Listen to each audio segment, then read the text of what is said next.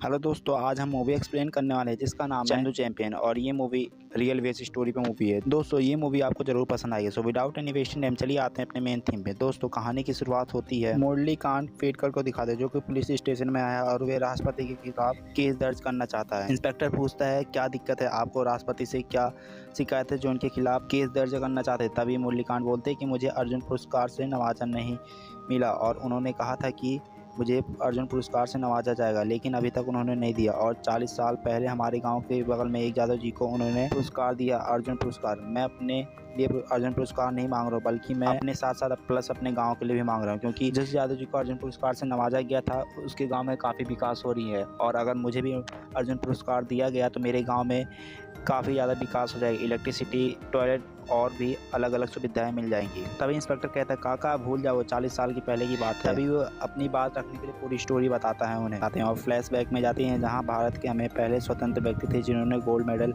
जीता था, और उसकी जश्न में ये कहानी जाती है 1952 जहाँ पे सभी लोग उसका स्वागत कर लेते यादव जी का। और मुरली कांत भी अपने बड़े भाई के कंधे पे बैठकर उनका स्वागत देख रहे थे। तभी वो भी अपने आप से प्रॉमिस करते हैं कि मैं भी एक दिन ओलंपिक मेडल में गोल्ड मेडल जरूर लेके आऊँगा अपने भारत और देश के लिए। तभी वो एक दिन स्कूल जाता है और मास्टर जी पूछते हैं कि मुरली तुम बड़े होकर क्या बनोगे। तभी वो बोलता है कि सर जी मैं बड़े होकर चैंपियन बनूंगा और गोल्ड मेडलिस्ट लाऊंगा अपने देश के लिए। लेकिन उसे ये सब बोलते ही उसके सारे दोस्त और बच्चे चिढ़ाने लगते हैं और उसका मजाक बनाने लगते हैं। तभी एक अखाड़े का सीन दिखाते हैं जहाँ पे हम देखते हैं कि एक गणपत नाम के आदमी जो कुश्ती सिखाता है और वो कुश्ती सीखने के लिए वहाँ पे ज्वाइन करता है मुरली, लेकिन वो ज्वाइन वहाँ पे नहीं हो पाता है।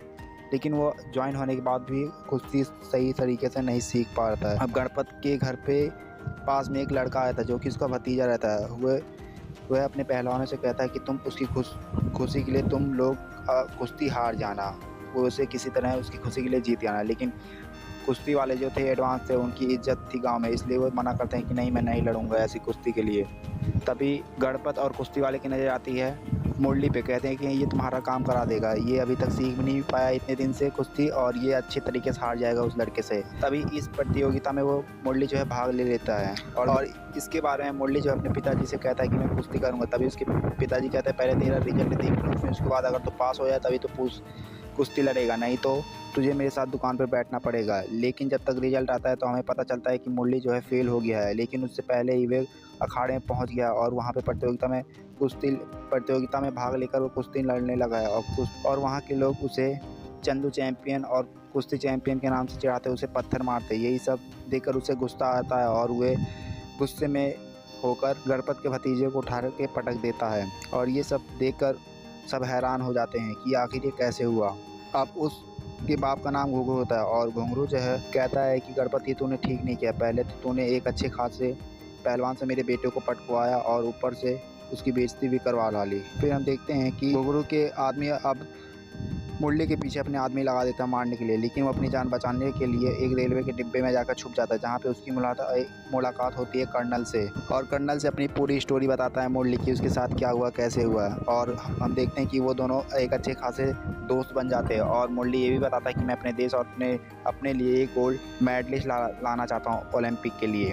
तभी उसका दोस्त कर्नल कहता है कि ऐसा मैं भी करना चाहता हूँ, उसके लिए सबसे पहले तुझे आर्मी ज्वाइन करने की, आर्मी के ज़रिए ही हमें ये सब मिल सकता है। तभी वो लोग आर्मी ज्वाइन कर लेते थे। अब वो दोनों एकदम फिट थे, इसलिए उन दोनों की ज्वाइनिंग अच्छी तरीके से हो जाती है। अब इनका ट्रेनिंग के लिए इन लोगों को सिकंदराबाद भेज दिया जाता है जहाँ पर उनका एक आर्मी ट्रेनिंग लेता है। फिर हम देखते हैं कई दिन हो गए ट्रेनिंग लेते हुए, सभी लोग आर्मी एकदम फिट होते जा रहे थे। अब वहाँ पे एक दिन मुरली के दोस्त और मुरली के साथ कुछ बहसबाजी हो रही थी, जहाँ पे मुरली कहता है बात में मैं अपने लिए और अपने देश के लिए ओलंपिक गोल्ड मेडल जीत कर लाना चाहता हूँ। ये देखकर सभी लोग हैरान हो गए और सब उसका हंसी उड़ाने लगे। इसलिए मुरली को गुस्सा आता है और उन सबसे एक कर से लड़ने लगता है। तभी वहाँ का मेजर आर्मी आता है और लड़ाई देखकर मुरली को सजा के तौर पर रात भर बारिश में अकेले घर जाने के लिए कहता है। तभी मुरली कहता है सर मैं घर नहीं जाना चाहता हूँ, मैं अपना सपना साकार करना चाहता हूँ, मैं अपने देश के लिए गोल्ड ओलंपिक मेडलिस्ट लाना चाहे कोई भी तरीका हो। मेजर जो है उसकी आंखों में इतना कॉन्फिडेंस देखकर उसकी हेल्प करने के लिए सोचता है और कहता है कि इसके लिए तुझे चल बॉक्सिंग करवाता हूँ, और उसका बॉक्सिंग में सेलेक्टेड हो जाता है। तभी बॉक्सिंग का जो कोच होता है उसका नाम टाइगर अली होता है। टाइगर अली सभी लोगों को बॉक्सिंग करवाता है और मुरली से मिलवाता है और मुरली ये भी बताता है कि पहले मैं कुश्ती करता था, अब मैं बॉक्सिंग करूंगा, ये मेरे लिए बहुत आसान हो गया। लेकिन ये सुनकर टाइगर अली जो है गुस्सा हो जाता है, कहता है ये कोई बच्चों का काम नहीं है, जो कभी छोड़ दिया जो कर दिया, जाओ तुम्हारे बस की नहीं, तुम अपने गाँव चले जाओ। तभी कहता है नहीं सर, मैं ये करना चाहता हूँ, मुझे मौका ज़रूर दीजिए। तभी टाइगर अली उसे मौका देता है और हम देखते हैं कि टाइगर अली उसे एक शर्त पे रखता है, कहता है कि सबसे पहले मेरे एक खूंखार प्लेयर से तुझे लड़ना पड़ेगा, अगर तुझे 1 मिनट के अंदर उसे एक घूसा मार दिया तो मैं तुझे ट्रेनिंग दूंगा, नहीं तो नहीं। तभी हम देखते हैं पहले तो वो खूब कोशिश करता है उस आदमी को एक पंच मारने के लिए, लेकिन लास्ट के 5 सेकंड के अंदर वो मुरली जो है उसे एक पंच मार देता है। और ये सब देख कर टाइगर अली और मेजर कर्नल सारे खुश हो जाते हैं और उसे ट्रेनिंग देने के लिए दिन रात मेहनत करते हैं, टाइगर भी। और हम देखते हैं कि सुबह शाम टाइगर जो है उसे ट्रेनिंग देता है और इसीलिए उसका मुरली का नाम छोटा टाइगर रख दिया, क्योंकि उसकी गोल के प्रति लगन और उत्साह देखकर उसका नाम छोटा टाइगर रख देते हैं। और हम देखते हैं धीरे धीरे मुरली जो अच्छा फाइटर बन गया था, वो अच्छा बॉक्सिंग करने लग गया था, वो कई सारे फाइटिंग बॉक्सिंग भी जीतने लग गया था। अब उसका सिलेक्शन जापान के समर चैंपियन में हो गया था, जिसे सभी लोग फ्लाइट के रूप में जा रहे थे। रात के समय था, लेकिन उस दिन मौसम ख़राब था और मुरली को कोई बता दिया था कि इस मौसम में अगर फ्लाइट उड़ता है तो आसमान में जाते ही फट जाती है। तभी वो और दौड़ा जाता है टाइगर अली के पास, कहता है कि सर हम कल सुबह चलें, अभी मौसम ख़राब है। तभी उसका मज़ा लेते हुए टाइगर अली कहते हैं कि हाँ, एयर इंडिया मेरे बाप की है, आज नाश्ता कर ले, कल सुबह चलते हैं। और उसे डांट कर ले जाकर एक सीट पे बैठाते हैं। लेकिन जैसे ही फ़्लाइट टेक ऑफ करने वाली होती है, वहाँ पे देखते हैं कि मुरली कान जो है तेज़ से चिल्लाने लगता है। उसकी आवाज़ सुनकर और लोग भी तेज़ से चिल्लाने लगते हैं। लेकिन जब हवा में उड़ने लगती है फ़्लाइट तो सब कुछ सही हो जाता है। अब देखते हैं कि सब लोग सुबह जापान में पहुंच गए, जहां पर खिलाड़ी एक दूसरे को अपने परिचय दे रहे थे। तभी टाइगर अली जो है कर्नल और मुरली कान को एक लड़की से मिलवाता है, जिसका नाम होता है नयनतारा, और वो जर्नलिस्ट होती है, जिसे देखकर पहली झलक में फिदा हो गया था मुरली, और उसे पहली बार किसी लड़की को देखकर वो खुश हुआ था। अब हम देखते हैं कि अगले दिन टाइगर जो अपने खिलाड़ियों को वहाँ के खिलाड़ियों के बारे में बताता है, कि अलग अलग देशों के खिलाड़ियों के बारे में बताता है कि ये लोग इनकी कमजोरी और इनकी मजबूती है, इन सब के बारे में बताता। और फिर हम देखते हैं सबका अपना अपना मैच होता है, सब लोग अच्छी तरीके से खेल लेते हैं, लेकिन वहाँ पे सबसे अच्छा खेल रहा था मुरली, जो है कई सारे फाइट करके फाइनल में पहुँच जाता है, जिसके अपने इस फ़ायदे से जर्नलिस्ट नयनतारा लड़की बहुत इंप्रेस होती है और वो कहती है टाइगर अली से और मुरली से कि मैं आपका इंटरव्यू लेना चाहती हूँ। लेकिन टाइगर अली जो है मना कर देता, कहता नहीं, अभी मेरा स्टूडेंट इंटरव्यू नहीं देता, क्योंकि उसका युगांडा देश से मैच है और उस मैच के प्लेयर के बारे में कमजोरी और उसकी ताकत जानेगा। लेकिन मुरली जो है अपने सर की बात काट कर कहता है कि नहीं, मैं ज़रूर आपके साथ इंटरव्यू दूंगा, क्योंकि नयनतारा को कहीं ना कहीं पसंद करने लग गया था वो। अब नयनतारा जो है उसका इंटरव्यू लेने के लिए रेडी हो जाते हैं। लेकिन हम देखते हैं इधर अकेले टाइगर अली जो है उसका युगांडा का मैच देख रहा था और उसकी कमजोरी और उसकी मजबूती जान रहा था। और टाइगर अली गुस्से से जब शाम को मुरली आता तो उसे बताता कि तुझे मैच ज़रूर देखना चाहिए था, अगर तूने ये देख लिया होता तो कल का मैच तेरे लिए कैसा आसान होगा वो तू ही जानता, अगर तू नहीं देखा फिर तू ही देख, तेरे लिए सुबह कैसे मार पड़ती है। अब अगले सुबह जो है युगांडा देश से मुरली का मैच होता है, जो कि युगांडा सबसे खूंखार प्लेयर था, खतरनाक था, जो कि अभी तक वो एक भी मैच जो है अभी हारा नहीं था और सबसे मजबूत खिलाड़ियों में से एक माना जा रहा था। लेकिन मैच के दौरान हम देखते हैं मुरली जो है बार बार उस लड़की की तरफ नज़रें मिला रहा था, नयनतारा की तरफ, जिसका उसका इस मैच से बार बार फोकस हट रहा था। और ये सब टाइगर अली भी देख रहा था और मन ही मन गुस्सा हो रहा था। अब पहले राउंड किसी तरह ख़त्म होता है, लेकिन दूसरे राउंड में युगांडा का जो प्लेयर होता है वो एक घूसे से मार कर मुरली का जिस्म घायल कर देता है और वो दोबारा नहीं उठ पाता, जिससे नॉकआउट हो जाता है और मुरली जो है ये मैच हार जाता है और उसका सपना जिसे ओलंपिक गोल्ड मेडल जीतने का सपना था उसका वहीं पे चूर हो जाता है। अब सीन होता है जम्मू कश्मीर में, जहाँ पे मुरली का वहाँ पे उसकी ड्यूटी शिफ्ट हो गई थी। और फिर हम देखते हैं वहाँ टाइगर अली भी आते हैं कई महीनों बाद, जिसे मुरली देखकर खुश होता है और उनसे कहते हैं कि सर बॉक्सिंग एशिया में मैं नंबर 1 हूँ। युगांडा तो अफ्रीका था जो कि बहुत अच्छा था, लेकिन मैं एशिया में सबसे नंबर 1 खेल रहा हूँ। तभी टाइगर अली कहते हैं कि तू कितना भी अच्छा हो जाए, लेकिन अब मैं तुझे ट्रेनिंग नहीं दूंगा, क्योंकि तूने मेरा दिल तोड़ा है। तभी मुरली अपनी सफाई देते हुए कहता है कि नहीं सर, उस दिन जो हुआ सो हुआ, मैं अपनी गलती स्वीकार कर, अब आगे से ऐसी गलती नहीं होगी, मुझे एक बार मौका ज़रूर दीजिएगा।